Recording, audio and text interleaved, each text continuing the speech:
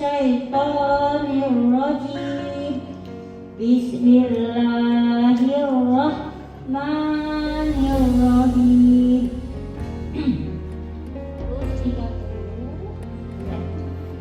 Innahu kana fi ahlihi masyrura. Bukan sambung ayat.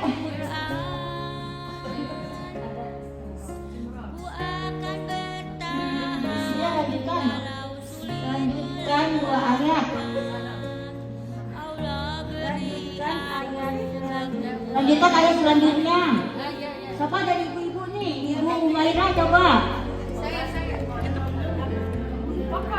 Siapa yang bisa? Lanjutkan ayat selanjutnya. Saya baca tadi dua ayat aja. Tahu ya? Ulang ya. Innahu kana fi ahlihi masrura. Innahu, lanjutkan.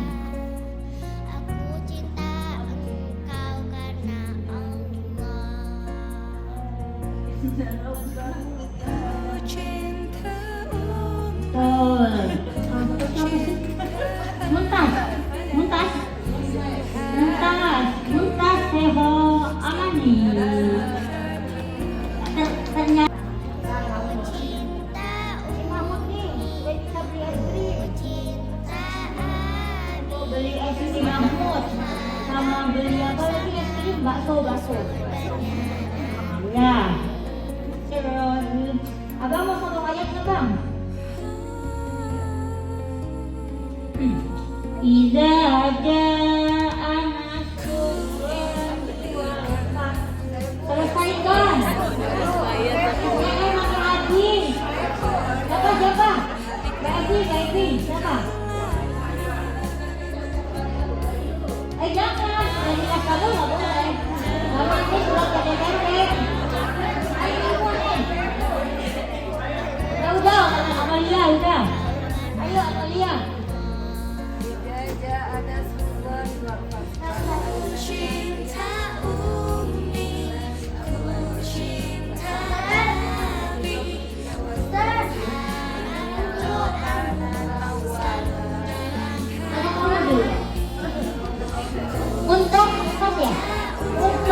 Mari ke sini. Dapat uang jajan.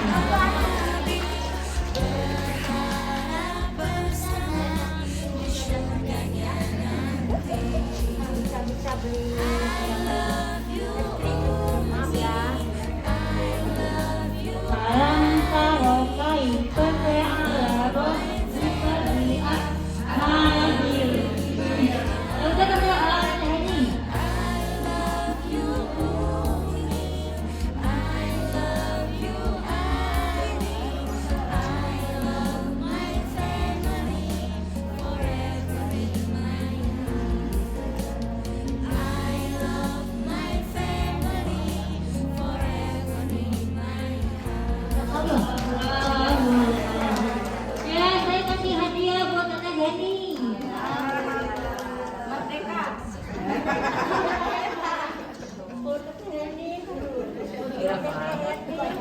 Kalau Teteh Heni kan masih diikat dulu karena uangnya ini. Tar dulu. Iyalah ketemu Teteh Heni saya sehat.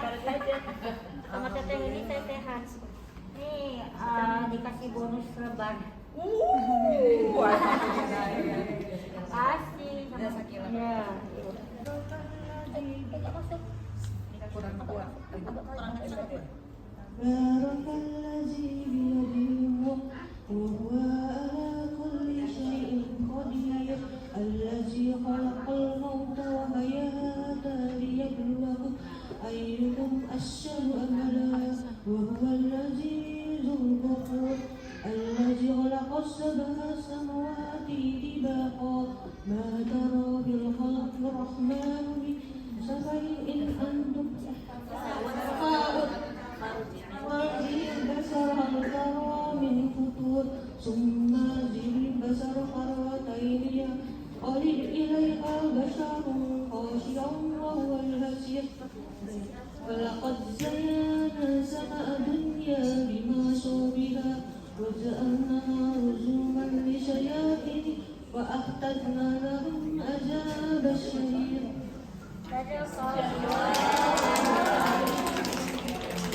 Loncat gak apa-apa lah ya. Jadi ustazah boleh ikut lah. Hadiahnya Bu. Ntar aku mau loncat. Hadiahnya. Aduh lupa saya.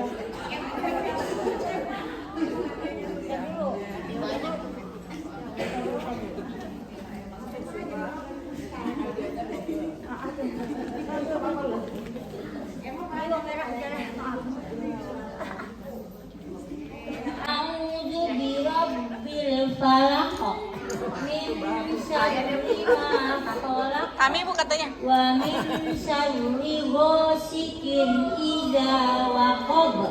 Ya terusin beli dulu.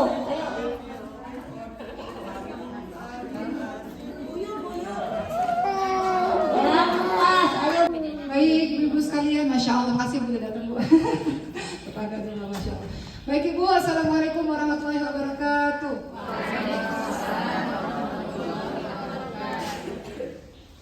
Masya Allah, alhamdulillahirrahmanirrahim, wabihi nasta'in ala umuri dunia wa din. Wassalatu wassalamu ala asyrafil anbiya'i wal mursalin wa ala alihi wa sahbihi ajma'in, amma ba'd.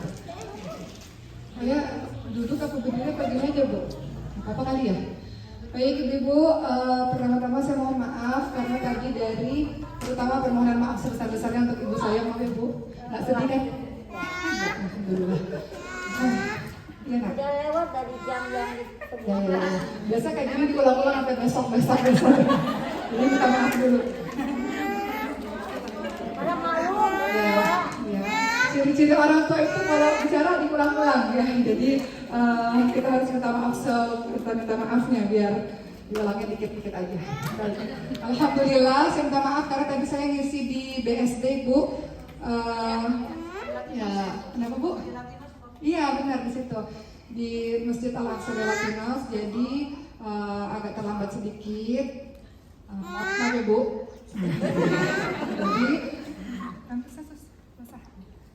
Jadi saya mau cerita sedikit tentang ibu dan mungkin saya mau katakan pada ibu semua ada banyak pengalaman berharga yang saya dapatkan ketika kejadiannya ibu. Salah satunya adalah keyakinan tentang betapa doa itu begitu dahsyat dan salat malam yang jangan pernah kita tinggalkan karena salat malam itu bisa mengubah satu keadaan yang tadinya mustahil menjadi nggak ada yang mustahil bagi Allah SWT. Baik, saya izin cerita Ibu sekalian. Ibu saya mohon izin Bu, ibu saya ini Allah takdirkan memang punya penyakit autoimun sejak 17 tahun yang lalu. Nama penyakit autoimunnya adalah pemphigus vulgaris. Jadi kalau teman-teman, ibu-ibu semua lihat di Google penyakit, apa ya cerita ya? Penyakit pemphigus vulgaris itu penyakit yang membuat seluruh kulit melepuh, Bu ya, dari atas kepala sampai ujung kaki. Jadi rambut-rambutnya semuanya melepuh seperti orang habis terbakar, melepuh semua, kuku-kukunya lepas, mulutnya bagaimana menceritakannya? Mulutnya juga lidah-lidahnya semuanya melepuh. Sebagaimana kalau kita kena api, terbakar, ya begitulah kira-kira melepuh, basah seperti itu.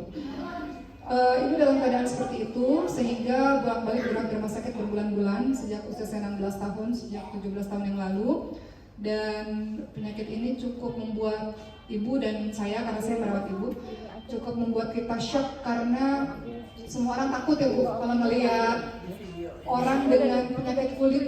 Itu semua orang takut. Kalau penyakit jantung atau penyakit paru nggak kelihatan, maksudnya fisiknya masih biasa saja. Tapi kalau penyakit kulit itu kan kita bisa lihat dengan mata kita. Jadi orang-orang pergi menjauh.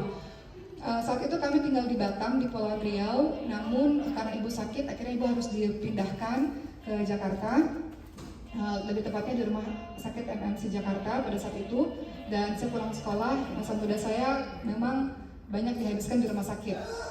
Masa remaja, masa SMA saya berbulan-bulan memang selalu di rumah sakit dan tidurnya di rumah sakit. Jadi berangkat subuh ke sekolah terus tidur lagi di rumah sakit karena ayah dan adik-adik semuanya ada di Batam di Kepulauan Riau. Jadi saya merawat ibu ketika di Jakarta. Penyakit itu berat dan semua orang takut ibu mengalami tidak hanya sakit badan tapi depresi yang luar biasa. Sempat ada satu kejadian, kalau kita terlalu sakit kadang-kadang kita putus asa ya ibu semua ya, lagi berbulan-bulan nggak sembuh-sembuh, bertahun-tahun nggak sembuh-sembuh. Jadi memang ada masa di mana ibu berpikir untuk mau selesai aja gitu supaya nggak sakit lagi gitu. Benar kan bu? Sempat mau menghilangkan nyawanya sendiri lah pada saat itu karena terlalu sakit. Namun alhamdulillah ibu masih berpikir panjang. Ternyata ibu masih berpikir, kata ibu, nanti kalau saya mati masuk neraka jahanam nggak kelar-kelar nih, makin ribet lagi urusannya gitu kan. Iya, jadi akhirnya alhamdulillah Allah kasih pertolongan sama beliau berpikir panjang untuk tidak sampai ke tahap itu. Tapi di situ saya memahami bahwa ternyata orang sakit itu betul-betul bisa sekali yang namanya depresi ya. Makanya orang sakit itu harus punya semangat. Yang paling penting adalah semangat. Oleh karena itu orang-orang yang menjenguk orang-orang yang sakit adalah orang-orang yang memberikan semangat dan harapan untuk orang yang sakit tersebut. Jadi saya memahami betapa pentingnya semangat itu kita berikan untuk mereka-mereka yang sakit. Karena setelah kejadian ibu, ketika saya banyak menjenguk orang sakit, banyak mereka yang memang nggak tahan dengan sakit dan memilih mengakhiri hidup, itu banyak kayak ibu sekalian. Singkatnya, penyakit itu bertahun-tahun menyebabkan ibu setiap harinya harus minum banyak sekali obat.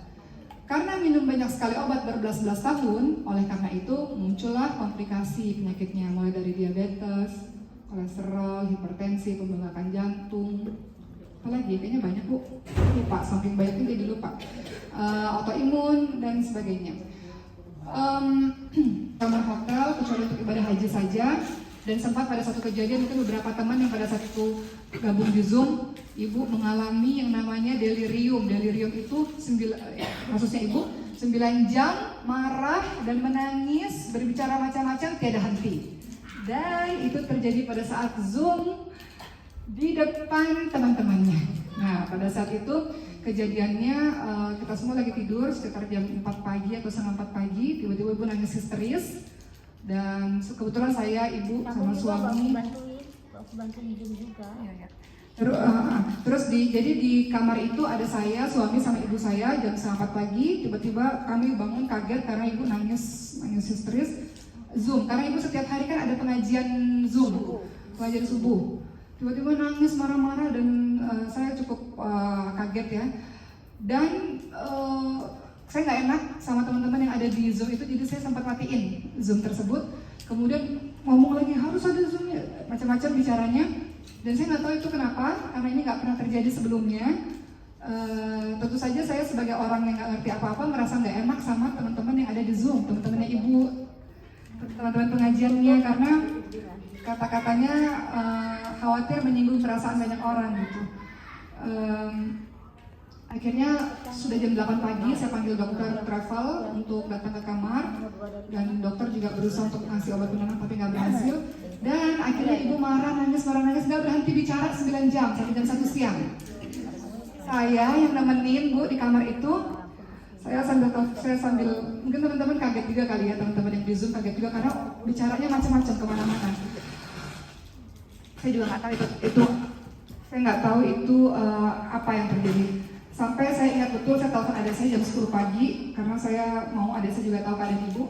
Dan sebagai manusia biasa, saya katakan pada adik saya dengan kamera yang masih nyala, saya katakan gitu. Saya katakan sayanya capek gitu.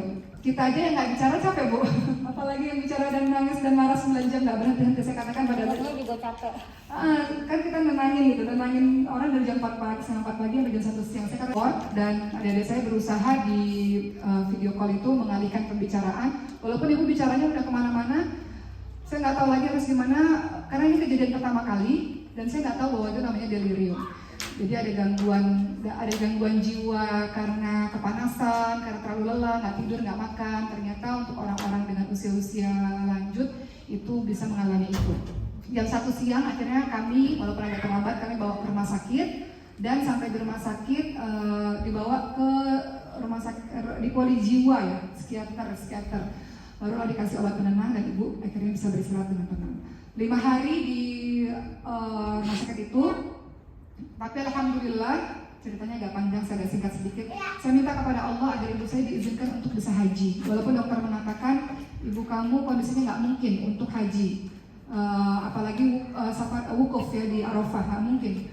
Walaupun dengan ambulans, karena orang sakit itu bisa wukuf di Arafah itu dengan ambulans. Katanya ibu saya dalam keadaan nggak stabil. Maka saya di sepertiga malam terakhir berdoa kepada Allah agar ibu diizinkan untuk bisa di atas ambulans atau di atas mobil untuk bisa berada di Arafah pada saat Arafah, karena puncak haji adalah Arafah. Orang yang nggak Arafah ya berarti nggak haji gitu. Singkat cerita, Allah kabulkan doa. Tiba-tiba keajaiban, dokter katakan ibu bisa ikut safari wukuf namanya. Jadi orang-orang yang sakit di atas kendaraan bisa tetap berdoa beristighfar kepada Allah di tanah Arafah, bisa di ambulans ataupun bisa di atas mobil saja. Kemudian pada akhirnya alhamdulillah ibu menyelesaikan wukuf Arafahnya. Akhirnya kami berada di hotel lagi 3-4 hari dan ibu sudah menyelesaikan seluruh rangkaian haji, alhamdulillah. Tiba-tiba saya ingat betul di satu hari kami berada di hotel dan kemudian di pagi hari ibu saya mengatakan jantung ibu berdebar-debar. Ini saya cerita kepada ibu semua supaya kita cepat kalau ada tanda-tanda seperti ini, karena membuat keadaan kami cepat pada saat itu. Dan alhamdulillah kadang-kadang kan kalau ibu nyuruh sesuatu kita tunda-tunda, tapi alhamdulillah pada saat itu ibu saya nyuruh sesuatu sama saya cepat ngelakuinnya. Kadang-kadang begitu ya, kadang-kadang kita nyuruh orang tua kita minta tolong, kita suka tunda 5 menit, 10 menit gitu. Nah pada saat itu ibu mengatakan jantung ibu berdebar-debar, oke cepat panggil dokter, suruh untuk periksa ibu. Saya dokternya sekarang. Alhamdulillah pada saat itu ketika ibu saya pertama kali berkata, hanya sekali berkata begitu, beliau tidur, saya langsung di detik itu juga saya SMS dokter dan minta dokter untuk melihat ibu. Pada saat itu di kamar, ibu tidur dan sebelum tidur saya katakan ibu, oke kayaknya mau, karena kan kalau kita di Mekah itu setiap kali sholat 5 waktu kita berusaha sholat di masjid kan, karena hotelnya berdepanan dengan Masjid Haram. Saya katakan ibu oke izin ya. Kayaknya dia mau sholat zuhur di Ka'bah, jadi oke izin, nanti setelah sholat nanti pulang lagi. Tapi entah kenapa pertolongan Allah, tiba-tiba saya sama suami mengurungkan niat untuk sholat di masjid. Biasanya enggak, biasanya kami orang yang namanya kita di depan haram, masa kita nggak sholat di masjid gitu, masa hotel sama haram kita sholat di hotel kan. Entah kenapa pada saat itu tiba-tiba kami mengurungkan niat. Kami mengatakan kayaknya nggak usah deh, kayaknya di sini aja deh, sholat zuhurnya di hotel aja, nggak usah di haram, di Masjidil Haram. Ibu tidur, setelah itu sejam setelah ibu tidur, ini pertolongan Allah banyak sekali, masya Allah. Tiba-tiba dokter yang saya tadi WhatsApp, beliau datang ngetok kamar, bertepatan dengan dokter datang, saya buka pintu, masuk dokter masuk, bertepatan itu pula mulailah serangan jantung itu ada. Serangan jantungnya seperti apa? Ngiranya kesurupan mungkin. Kalau orang-orang di kampung-kampung mungkin ngiranya kesurupan karena matanya terbelalak ke atas, merah, maka dikedip, terus nafasnya gimana ya? Saya gambarin nafasnya tuh gitu, kayak nafasnya susah ya Bu. Nafasnya susah, gitu, susah, ngeliat ke atas, terus berhenti nafasnya. Dan kalau kita berada dalam kejadian itu kita nggak tahu mesti berbuat apa. Saya cuma diem ngelihat ibu saya di depan mata saya seperti itu, tangan saya bergetar. Terus alhamdulillah dokter ada pada saat itu dan dokter mengatakan bawa cepat kita gendong bareng-bareng.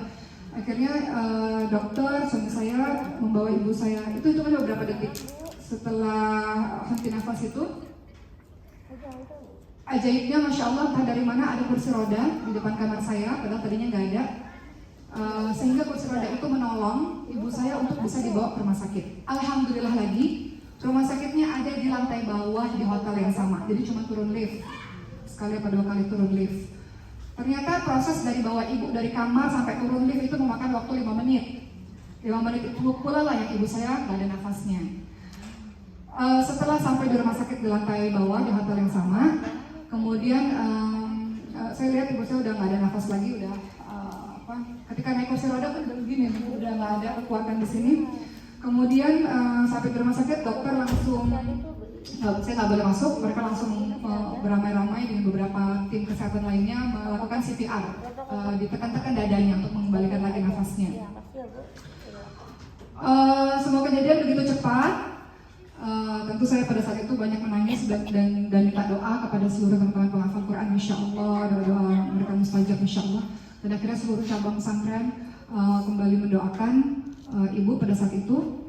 Kemudian alhamdulillahnya lagi, rumah sakit yang ada ICU-nya itu letaknya di sebelah. Kami tinggalnya di Zamzam Tower.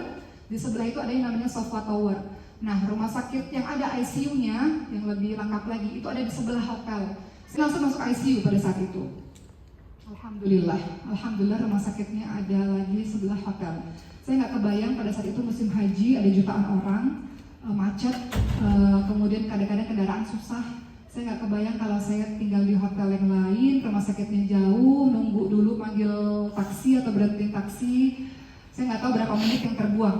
Karena orang-orang yang serangan jantung dengan henti nafas 7 menit ke atas berarti sudah tak tertolong kata dokter. Jadi berkejaran dengan menit untuk mengembalikan kembali nafas itu. Ibu diletakkan di ICU dan ketika ibu di ICU semua alat lengkap dengan ventilator dan alat-alat lainnya yang sangat banyak. Dan tentu saya sebagai manusia biasa saya takut ibu sekalian karena ibu saya dingin sekali kulitnya. Seperti kulit ayah saya waktu kami menemukan ayah saya 8 jam setelah kepergiannya karena serangan jantung. Jadi kulitnya dingin dan warnanya pucat. Warnanya kuning, tidak seperti kulit kita. Kalau kulit kita ini berwarna, tapi kulit ibu saya waktu itu